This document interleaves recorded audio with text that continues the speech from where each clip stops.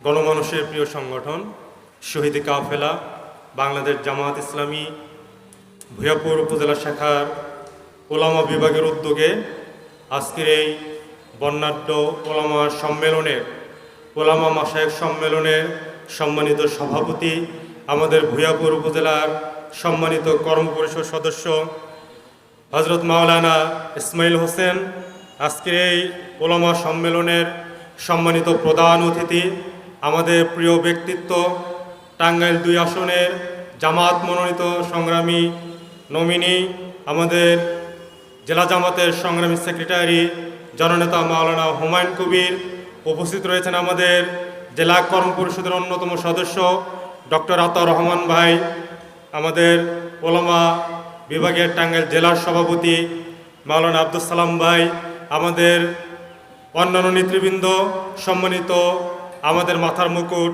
সম্মানিত আলেমগণ, আসসালামু আলাইকুম রহমতুল্লাহি ওয়া বারাকাতুহু।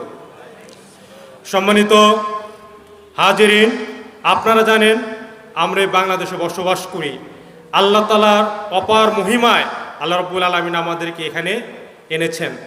এখানে প্রাকৃতিক সম্পদের অভাব নাই, এখানে মানব সম্পদের অভাব নাই, এখানে ভালোবাসার সম্প্রীতির কোনো অভাব নাই। আমরা সবাই মিলে বাংলাদেশটাকে গড়তে চাই। এখানে বাংলাদেশটাকে আমরা মনের মতো করে সাজাতে চাই। বাংলাদেশটাকে আমরা ইনশাআল্লাহ মদিনার আদর্শে, রাসূলের আদর্শে আমরা একটি ইসলামী রাষ্ট্র হিসেবে সাজাতে চাই। এই সাজানোর কারিগর হলেন আপনারা। আল্লাহ রাব্বুল আলামিন আপনাদের ব্যাপারে বলেছেন, কুল হাল ইয়াস্তাবিল্লাযিনা ইয়ালামুনা ওয়াল্লাযিনা লা ইয়ালামুন। হে নবী, আপনি তো জানেন যে যারা জানে এবং যারা জানে না তার কখনোই সমান হতে পারে না। আল্লাহ রাব্বুল আলামিনের দৃষ্টিতে ইন্নামা ইয়াখশাল্লাহু মিন ইবাদিল উলামা। আল্লাহ রাব্বুল আলামিনের দৃষ্টিতে আল্লাহর জমিনে সবচেয়ে আলেমগণই সবচেয়ে আল্লাহকে বেশি ভয় করে। আল্লাহ রাব্বুল আলামিনের সেই নিয়ামত প্রাপ্ত বান্দা হলেন আপনারা। আল্লাহ রাব্বুল আলামিনের সবচাইতে নৈকট্যপ্রাপ্ত লোক হলেন আপনারা। এই কারণে জাতির আজকের এই যুগসন্ধিক্ষণে আপনাদের উপরে আলটিমেট অনেক দায়িত্ব এবং কর্তব্য আপনি বর্তায়। আজকে আমরা যখন উন্মুক্ত পরিবেশে 5 আগস্টের পরে এইভাবে আমরা প্রাণ খুলে ইসলামের কথা, কোরআনের কথা আমরা বলি, কিন্তু এক সময় বলা যায় নাই। এই কারণে আল্লাহ রাব্বুল আলামিন আমাদেরকে ডাক দিয়ে বলেন, হে ইমানদারেরা, হে মুমিনেরা, ইসলামপন্থীরা, হে কোরআনের ধারক এবং বাহকরা। আল্লাহ রাব্বুল আলামিন আমাদেরকে স্মরণ করে দেন যে এই পৃথিবীতে যদি কাঙ্ক্ষিত পরিবর্তন করতে চাও, এই পৃথিবীটাকে যদি আলেম ওলামাদের অনুকূলে যদি বাসযোগ্য করার চেষ্টা করতে চাও, এই পৃথিবীটাকে যদি তোমরা পরিবর্তন করতে চাও, তাহলে আমাদের যে কাজটা সবার আগে করতে হবে, ইন্নাল্লাহা লা ইউগাইরু মা বিকওমিন হাত্তা ইউগাইরু মা বিআনফুসিহিম। আল্লাহ রাব্বুল আলামিন বলেন, আপনি সমাজ পরিবর্তন করবেন, আপনি দেশ পরিবর্তন করবেন, আপনি জাতি পরিবর্তন করবেন, কিন্তু আপনি যদি নিজেকে না পরিবর্তন করেন, আপনি যদি সমাজকে না পরিবর্তন করেন, আপনার ভিতরের যে পাশবিকতা রয়েছে এইটা যদি আপনি পরিবর্তন করেন, আপনার মানসিকতা যদি আপনি পরিবর্তন না করেন, আপনার মনুষ্যত্ব যদি আপনি পরিবর্তন না করেন, আল্লাহ তাআলা আপনাকে ইন্নী জাইলুন ফিল আরদি খলিফা, এই খেলাফতের দায়িত্ব দিয়ে আপনাকে পাঠিয়েছেন, এইটা যদি আপনি অন্তর্দৃষ্টি দিয়ে না দেখেন, না বুঝেন, তাহলে আপনি কিছুই পরিবর্তন করতে পারবেন না। আল্লাহ তাআলা তাই বলেছেন যে আল্লাহ তাআলা ততক্ষণ পর্যন্ত কোনো জাতির অবস্থার পরিবর্তন করেন না, কোনো কওমের অবস্থার পরিবর্তন করেন না, যতক্ষণ না তারা নিজেদের অবস্থার পরিবর্তন করে। আজকে আমরা দেখি, আজকে বাংলাদেশে আলেম সমাজ, গোটা বাংলাদেশের প্রায় অধিকাংশ আলেম সমাজ আজকে ইসলামের বিজয়ের লক্ষ্যে তারা একটা কাতারে, একটা সামিয়ানায়, একটা প্ল্যাটফর্মে চলে এসেছে। এর মধ্যে আমাদের যাতে আশান্বিত হচ্ছে, আলেমদের ঐক্য হবে, আলেমদের সম্মিলন হবে, আলেমদের চূড়ান্ত ঐক্যের মধ্য দিয়ে ইনশাআল্লাহ বাংলাদেশে ইসলাম কায়েম হবে, কোরআন কায়েম হবে, এটা আমরা বিশ্বাস করি। আপনারা বিশ্বাস করেন না ভাইয়েরা? আমরা ধারণ করি, মনে প্রাণে ধারণ করি যে আলেম ওলামারা শুধুমাত্র আল্লাহকে ভয় করে, শুধু আল্লাহর সিফাতকে যারা ভয় করে, যারা পরকালকে ভয় করে, তারা দুনিয়ার তাবৎ শক্তিকে তারা ভয় পায় না। আজকে আমরা অনেক রাজনৈতিক দলকে দেখি যারা আলেম ওলামাদেরকে মসজিদ মাদ্রাসার যারা ইমামতি করে, যারা মুয়াজ্জিনের দায়িত্ব পালন করে। গতকালকে একজনের সাথে কথা হলো, তারা বলেছেন আমাদেরকে বিগত 17টি বৎসর আমরা যেভাবে আমাদের স্বাধীনভাবে কাজ করতে পেরেছি, আমরা 1 বছর হয়ে গেল ওইভাবে আমরা কাজ করতে পারি না। আমাদেরকে ভয় দেখায়, আমাদেরকে জুজুর ভয় দেখায়। আমরা কোথায় যাই, আমরা কোন দলের প্রোগ্রামে যাই, আমরা কিভাবে কথা বলি, আজকে তারা আমাদেরকে নখ দর্পণে রাখে, তারা আমাদেরকে স্বাধীনভাবে কাজ করতে দেয় না। আমরাও বলি আলেম ওলামারা, আপনারা যারা এখানে উপস্থিত হয়েছেন, আগামীতে ইনশাআল্লাহ বাংলাদেশের 16 কোটি মুসলমান সিদ্ধান্ত নেবে বাংলাদেশে কারা ক্ষমতায় যাবে। বাংলাদেশের আলেম ওলামা তারা যদি ঠিক থাকে, তারা যদি ঐক্যবদ্ধ থাকে, ইনশাআল্লাহ আলেম ওলামারা ইনশাআল্লাহ বাংলাদেশে ক্ষমতায় যাবে ইনশাআল্লাহ। এই কারণে ভয় পাওয়ার কোনো কারণ নাই, টেনশন করার কোনো কারণ নাই। ওই ইমামতির ময়না নেওয়ার জন্যে, ওই ইমামতির বেতনের জন্যে কোনো ধরনের ভয় পাবেন না। যত চাপ আপনাদের উপরে আসে তার চাইতে অনেক বড় চাপ আল্লাহর চাপ আছে না ভাইয়েরা? ওই আল্লাহর চাপের দিকে লক্ষ্য করে, ওই আল্লাহর দিকে লক্ষ্য করে কোনো মানুষের, কোনো দলের কোনো ভয় আলেম ওলামারা আপনারা করবেন না। কেননা আপনারা ইনশাআল্লাহ এখন স্বাধীন, আপনারা মুক্ত, আপনারা বাংলাদেশের 18 কোটি মানুষের আশা-আকাঙ্ক্ষার প্রতীক। অতএব আমরা আবারও বলি, কোনো রাজনৈতিক দল রাজনীতি করবেন, রাজনীতির ময়দানে আলেম ওলামাদের নিয়ে কোনো কথা বলবেন না। আলেম ওলামারা ভালোভাবেই জানে কি কাজ করতে হবে, কোন পথে চলতে হবে, কিভাবে ইনশাআল্লাহ জনগণকে দিক নির্দেশনা দিতে হবে।